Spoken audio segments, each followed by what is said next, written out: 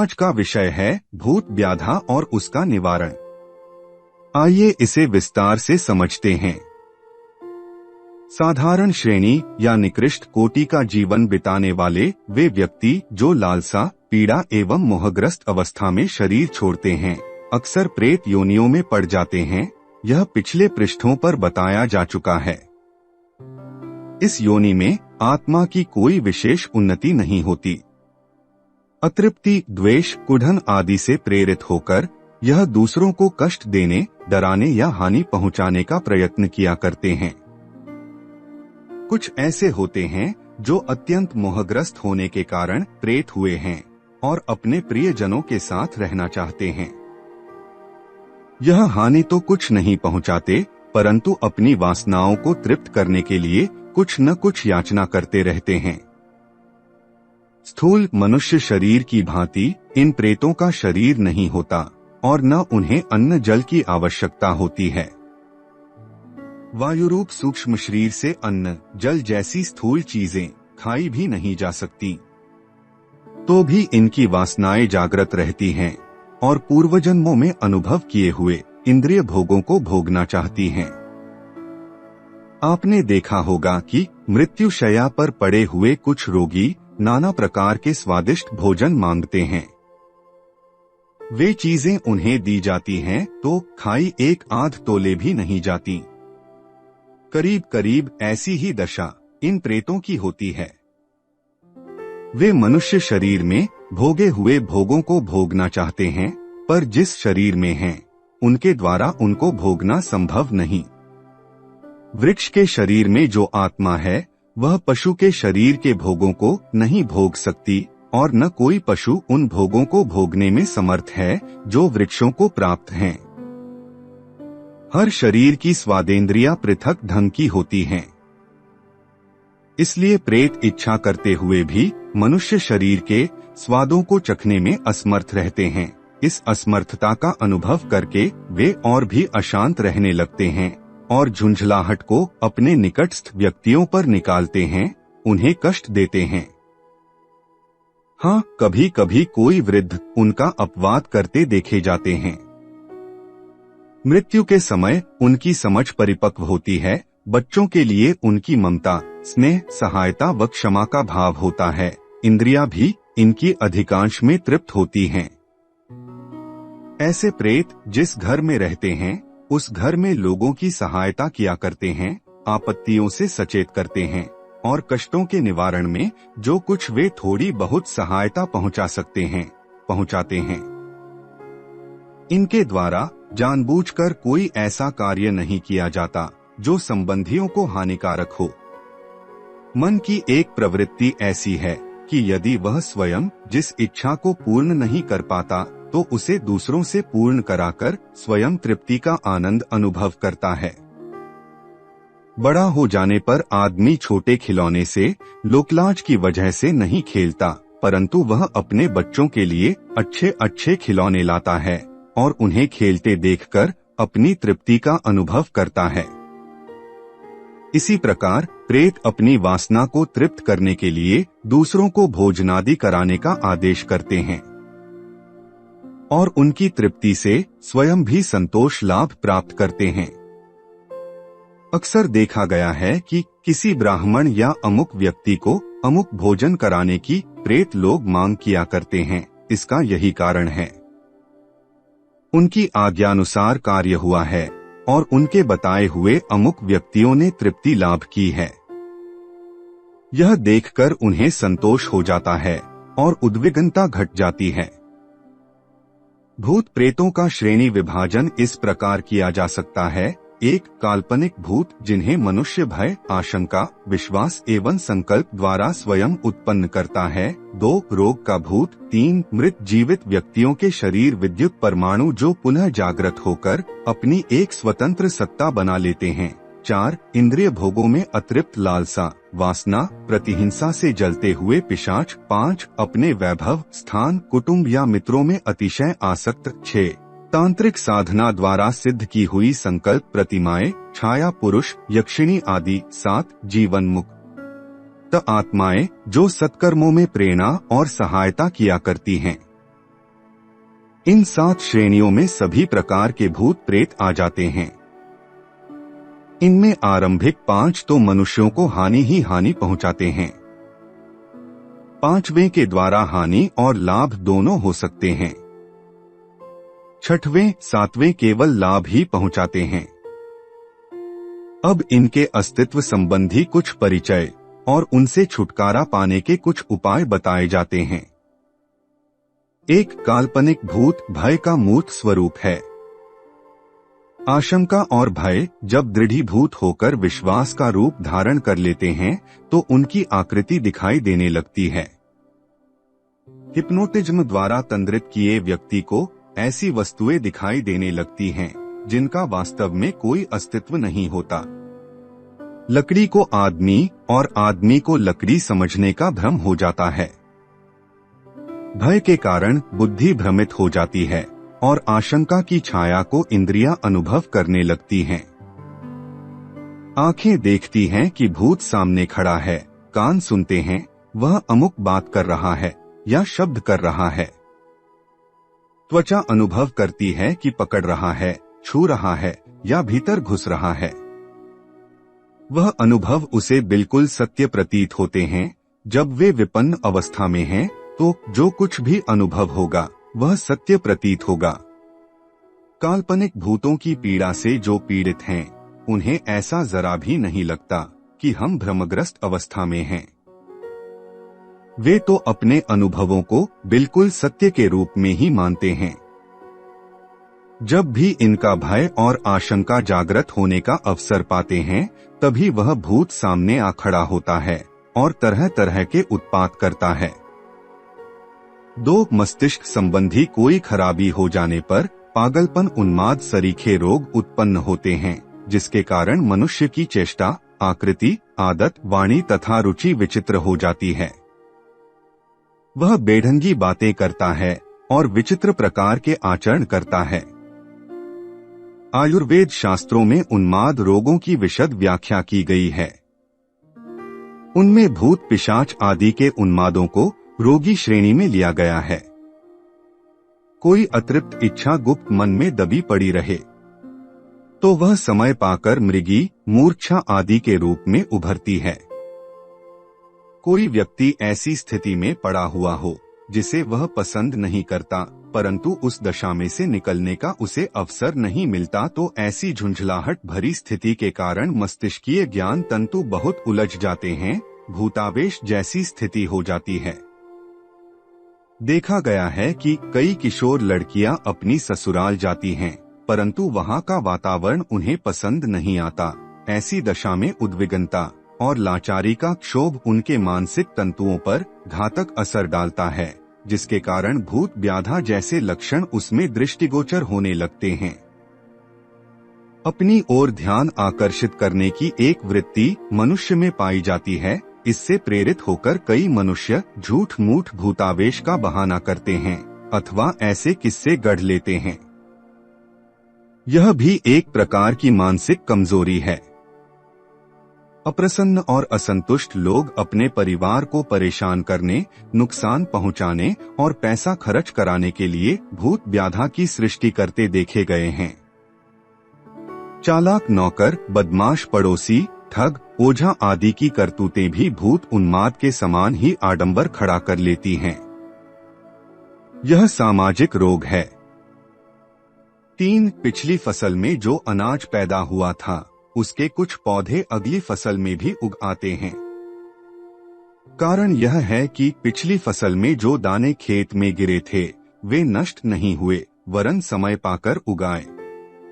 इस प्रकार किसी मकान में कोई असाधारण, नीच या ऊंच स्वभाव का मनुष्य रहा हो अथवा कोई असाधारण घटना घटी हो, तो संबंधियों के सूक्ष्म शरीर के कुछ परमाणु उसमें विशेष रूप से चिपक जाते हैं। यह परमाणु अनुकूल परिस्थितियां पाकर पुष्ट होते हैं और एक अदृश्य व्यक्ति जैसी स्वतंत्र सत्ता कायम कर लेते हैं। एक घर में बहुत समय तक एक वेश्या रही, पीछे वह चली गई।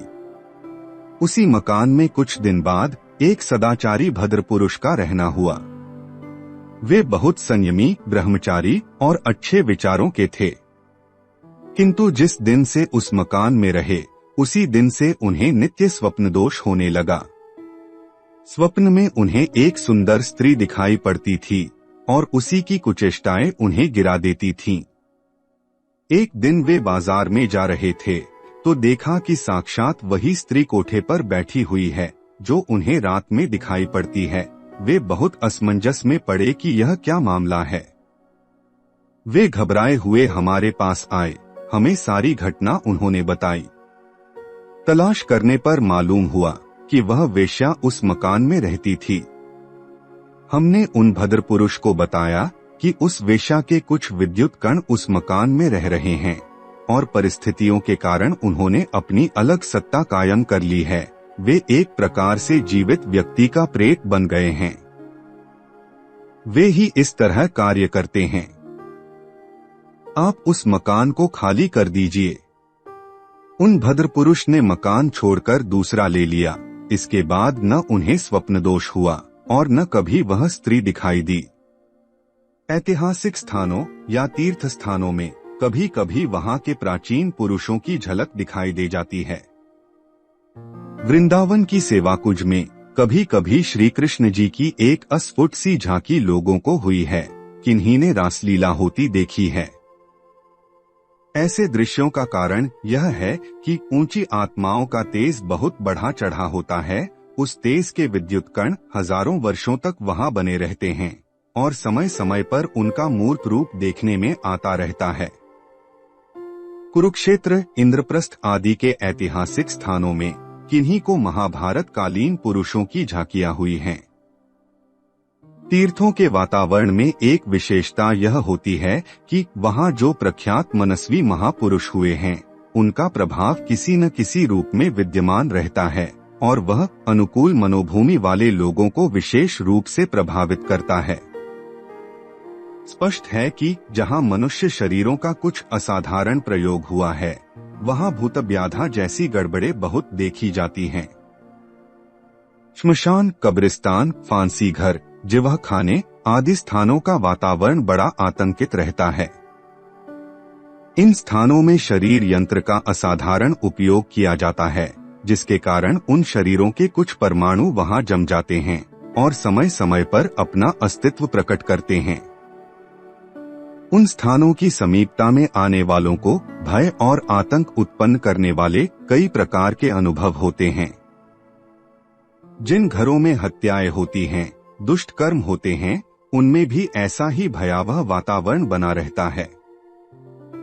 इन भयंकरताओं की मूल में वे परमाणु हैं जो भूतपूर्व व्यक्तियों के शरीर से असाधारण प्रतिक्रिया द्वारा निकले हैं।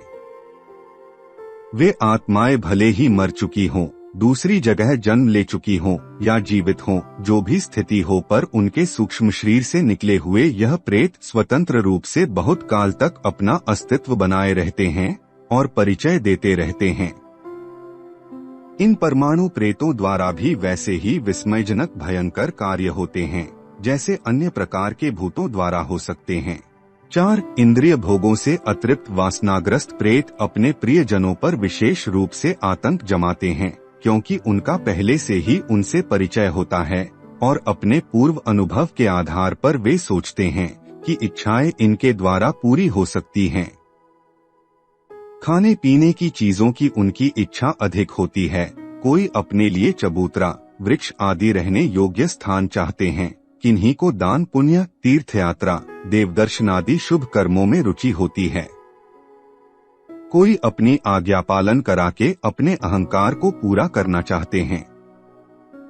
जो भी उनकी इच्छा हो उसे पूर्ण कराने के लिए वे उपद्रव करते हैं और जब उनकी इच्छा पूर्ण हो जाती है तो संतुष्ट हो जाते हैं।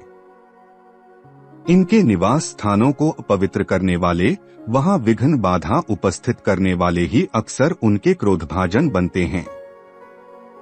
मध्याह्न या मध्यरात्रि के समय उनका क्षोभ बढ़ता है। इस समय में निकटस्थ व्यक्ति पर अकारण ही वे आक्रमण कर बैठते हैं। पिछले जन्म का बदला चुकाने के लिए उनके उत्पात होते हैं।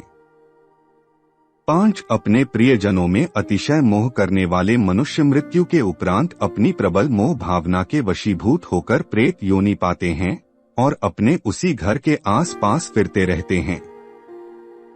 अपने बाल बच्चों को हंसता खेलता देखकर प्रसन्न होते हैं। वृद्धजन अक्सर इस कोटि में आते हैं। वे किसी को हानि नहीं पहुंचाते, वरन समय समय पर कुटुंबियों को आपत्तियों से सचेत किया करते हैं और विपत्ति निवारण में सहायता करते हैं। इन्हें पितर कहते हैं। जो तरुण अवस्था में मृत्यु को प्राप्त होते हैं और जिनकी लालसाएं अत्यंत उग्र एवं स्वार्थपूर्ण होती हैं, वे अपने प्रियजनों को अपनी जैसी प्रेत अवस्था में ले जाकर साथ रखने की इच्छा करते हैं और उसी भावना से वे अपने प्रियजनों को मार डालने का भी आयोजन करते हैं। तरुण स्त्रियां जो अपने बाल बच्चों को छोटा केवल अनाश्रित छोड़कर मर जाती हैं, वे इस प्रकार के कार्य अधिक करती हैं। अपने बच्चों को अपने साथ रखने की मोहमयी लालसा उनसे इस प्रकार का कार्य कराती है। 6 तांत्रिक साधनाओं द्वारा छाया पुरुष, भैरवी, भवानी, वेताल, पीर, जिन्न, पिशाचिनी आदि की सिद्धि की जाती है। उन्हें वश में किया जाता है। उनकी सहायता से अमुक वस्तुएं प्राप्त की जाती हैं, अमुक कार्य पूरे किए जाते हैं और अमुक व्यक्तियों को अमुक प्रकार की हानियां पहुंचाई जाती हैं। सेवक की तरह ये संकल्प प्रतिमाएं काम करती हैं। जो भूत, पिशाच, देव इस प्रकार वशीभूत किए जाते हैं, वे साधक की निजी मानसिक और शारीरिक शक्तियों के मंथन से उत्पन्न हुए एक प्रकार के अदृश्य प्राणी होते हैं। शारीरिक विद्युत के परमाणु अवसर पाकर अपने आप एक स्वतंत्र इकाई बन जाते हैं, किंतु यह देव दानव तांत्रिक विधियों से उत्पन्न किए जाते हैं। इस प्रकार ये अपने ही मानस पुत्र होते हैं, परंतु प्रतीत ऐसा होता है कि वे पहले से ही कोई स्वतंत्र सत्ता रखते थे। वास्तव में उनकी कोई स्वतंत्र सत्ता पहले से नहीं होती है, वरन साधक उन्हें स्वयं उत्पन्न करता है।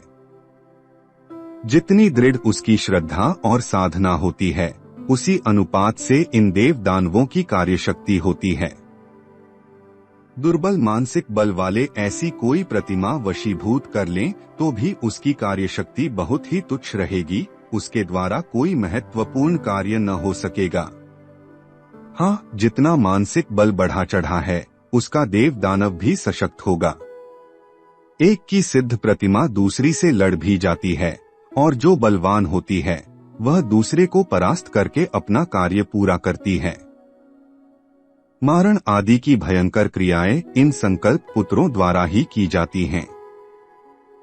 7 जीवन मुक्त आत्माओं के बारे में पूर्व में स्वतंत्र रूप से बहुत कुछ कहा जा चुका है। ये आत्माएं मनुष्यों को सदा शुभ मार्ग पर चलने के लिए प्रोत्साहित करती हैं। शुभ कर्म करने वालों पर प्रसन्न रहती हैं। अपनी स्वाभाविक उदारता के कारण लोगों को उन्नति के कार्यों में सहायता दिया करती हैं। इनके द्वारा जन समाज का हित ही होता है, अनहित नहीं। अंतरिक्ष में ऐसे अनेक सिद्ध महात्मा तथा महापुरुषों के सूक्ष्म शरीर उड़ते रहते हैं और वे समय समय पर मानव प्राणियों को सत्कर्मों में सहायता प्रदान किया करते हैं। उपर्युक्त 7 प्रकार के प्रेतों का परिचय जानने के उपरांत पाठक इस नतीजे पर पहुंचे होंगे कि जीवन मुक्त आत्माओं के अतिरिक्त 6 प्रकार के प्रेत हमें लाभ कम और हानि अधिक पहुंचाते हैं। लाभ का विषय ऐसा है कि उस पर विचार करने की कुछ आवश्यकता नहीं, क्योंकि लाभ किसी को बुरा नहीं लगता। यदि किन्हीं प्रेतों के द्वारा कुछ लाभ पहुंचता है तो उसके लिए किसी को कुछ चिंता नहीं होती। चिंता तब उत्पन्न होती है जब किसी को उनके द्वारा क्षति पहुंचती है। जब प्रेतों द्वारा किसी प्रकार की हानि पहुंचती है, तब उसका निवारण करने के लिए हमें चिंतित होना पड़ता है। अब यह जानना है कि प्रेतों के उत्पात से किस प्रकार अपना बचाव किया जा सकता है। यद्यपि ऐसे उत्पात बहुत ही कम होते हैं, तो भी जिन्हें उस अवस्था में पड़ जाने का दुर्भाग्य प्राप्त होता है, उनके भय, कष्ट और दुख का ठिकाना नहीं रहता। अनुभव से ज्ञात हुआ है कि जितने भी भूत उत्पात होते हैं, उनमें से 2/3 भय एवं कल्पना से उत्पन्न हुए भूतों के होते हैं। अपनी मानसिक निर्बलता के कारण लोग आशंका और भय की मूर्तिमान प्रतिमा तैयार कर लेते हैं और उसी से भयभीत होते रहते हैं। अज्ञान, कुसंस्कार, आत्मिक निर्बलता और अंधविश्वास के कारण काल्पनिक भूत उत्पन्न होते हैं और उन्हीं लोगों को डराते धमकाते हैं। यदि साहस और आत्मविश्वास का अभाव न हो तथा भय दिखाने वाली बात की गंभीरता पूर्वक खोज करने की आदत डाली जाए तो इन काल्पनिक भूतों का अस्तित्व नष्ट हो सकता है। चूहों की खड़बड़ को लोग भूतों की करतूत मान बैठते हैं। अंधेरे में झाड़ी की टहनियां यदि हाथ पांव से दिखाई दे रहे हों या केंचुली की मिट्टी बिखर रही हो तो मसाल जलाकर भूतों की बारात निकलती समझी जाती है। घर में बंदर ने ईंटें या पत्थर फेंक दिए हों तो वह भी भूत की हरकत समझी जाती है। कोई मस्खरा या धूर्त व्यक्ति ऐसे आडंबर रच डालता है जिसे सहज ही भूत की माया समझा जा सकता है। इस प्रकार की घटनाओं की गंभीरता पूर्वक छानबीन की जाए तो कारण का पता चल जाता है और भ्रम से सहज ही छुटकारा मिल जाता है। मिथ्या भ्रमों के विरुद्ध जोरदार आंदोलन किया जाए और मिथ्या विश्वासों को लोगों के मन से हटा दिया जाए तो भूतों की 2/3 बाधा मिट सकती है। शेष 1/3 में आधा भाग मनुष्य शरीर के निकले हुए विद्युत परमाणुओं की स्वतंत्र सत्ता का होता है। इनका प्रभाव किसी स्थान विशेष में होता है। एक नियत घेरे के अंदर ही यह अपना प्रभाव दिखा सकती हैं। वह भी तब जब कोई अकेला आदमी वहां सुनसान समय में रहे। बहुत से मनुष्यों की भीड़ में उनकी शक्ति निर्बल हो जाती है। इन परमाणु प्रतिमाओं में बहुत थोड़ी ताकत होती है। अपना रूप दिखा देना, स्वप्न या तंद्रावस्था में पड़े हुए व्यक्ति को अपना परिचय देना, कोई शब्द या दृश्य प्रकट करना आदि कार्यों द्वारा उनका अस्तित्व दिखाई पड़ता है। उससे डरकर कोई स्वयं ही अपनी हानि कर ले, यह बात दूसरी है। वैसे उन परमाणु प्रतिमाओं में ऐसी शक्ति नहीं होती कि किसी को कुछ हानि लाभ पहुंचा सकें। सैकड़ा पीछे 15-20 घटनाएं इन प्रतिमाओं के द्वारा होती हुई देखी जाती हैं। जिन घरों में इस प्रकार की गड़बड़े दिखाई पड़े उन्हें कई बार अच्छी तरह चूना, गोबर, फिनाइल आदि से साफ करना चाहिए। नीम की पत्तियां घरों में जलाकर बाहर से दरवाजे बंद कर देना चाहिए ताकि पत्तियों का धुआं घर में न भर जाए। इसके अतिरिक्त हवन, यज्ञ आदि का भी अच्छा प्रभाव पड़ता है। जागरण, धार्मिक गीत, वाद्य, संकीर्तन, शंख ध्वनि से इस प्रकार की अनुमूर्तियों को हटाने में सहायता मिलती है। प्रेतोन्माद के मानसिक रोग की चिकित्सा आरंभ करते हुए रोगी को बल वीर्यवर्धक भोजन देना चाहिए। ब्राह्मी, शतावरी, आंवला, सालभ, गोरखमुंडी, शंखपुष्पी, वच प्रभृति औषधियां सेवन करना। ब्राह्मी तथा आंवले का तेल सिर एवं शरीर पर मलवाना हितकर रहता है। जिस स्थान से रोगी का जी उचट रहा हो वहां से हटाकर कुछ दिन के लिए इच्छित स्थान में रखना भी उचित है। जहां तक संभव हो उसे संतुष्ट और प्रसन्न रखने का प्रयत्न किया जाए। सहानुभूतिपूर्ण व्यवहार करने और मस्तिष्क को शक्ति देने वाली चीजें सेवन कराने से ऐसे रोगी बहुत अच्छे हो जाते हैं। जिन्हें ऐसा विश्वास जग गया हो कि मुझे किसी बलवान भूत ने पकड़ रखा है और अब मुझसे कुछ नहीं हो सकता, ऐसे निर्बल स्वभाव वाले व्यक्तियों के सामने कुछ ऐसा आडंबर रचना होता है जिससे प्रभावित होकर वे यह विश्वास कर लें कि हमारे ऊपर जो भूत था वह संतुष्ट कर दिया या मार भगाया गया। कांटे से कांटा निकालने की और विष से विष मारने की नीति से यहाँ काम लेना पड़ता है, इसके अतिरिक्त और कोई चारा नहीं। जिनके अंतर्मन में यह विश्वास गहरा उतर चुका है कि मेरे ऊपर भूत चढ़ा है, उसका भ्रम यह कहने मात्र से ही नहीं मिट सकता कि तुम्हें कुछ नहीं है, केवल तुम्हारी काल्पनिकता और मानसिक निर्बलता है। रोगी इस बात को नहीं मान सकता, उसे इस पर विश्वास नहीं हो सकता। हर व्यक्ति की मानसिक स्थिति भिन्न होती है। जो लोग अपने विश्वास के आधार पर भूतग्रस्त हो जाते हैं उनमें भावुकता की मात्रा अधिक होती है। ऐसे लोगों को नाटकीय ढंग से कुछ अद्भुत, विचित्र और आतंक उत्पन्न करने वाली पद्धति से अच्छा किया जाता है। यूरोपीय रीतियों के अनुसार प्लेनचेट ऑटोमेटिक राइटिंग करने की पद्धति का हमारे देश में भी प्रचार हो गया है। पहले हम भी उसे ठीक समझते थे, परंतु नए अनुभवों के आधार पर ऐसा प्रतीत हुआ कि यह अपनी ही मानसिक शक्तियों का एक खेल है। इन उपायों द्वारा किसी मृतात्मा के संदेश आना बहुत संदेहास्पद है। इसलिए इन साधनों का प्रयोग करने के लिए हम अपने पाठकों को सलाह नहीं दे सकते। अपनी ओर से भूत प्रेतों के संबंध में अधिक रुचि लेना भी ठीक नहीं। हाँ, किसी को अनायास भूत व्याधा का शिकार होना पड़े तो उससे छुटकारा पाने के लिए प्रयत्न करना आवश्यक है। इस पुस्तक के अन्य अध्याय सुनने के लिए डिस्क्रिप्शन बॉक्स में दिए गए लिंक पर क्लिक करें। For more videos, visit our channel. Please like, share and subscribe.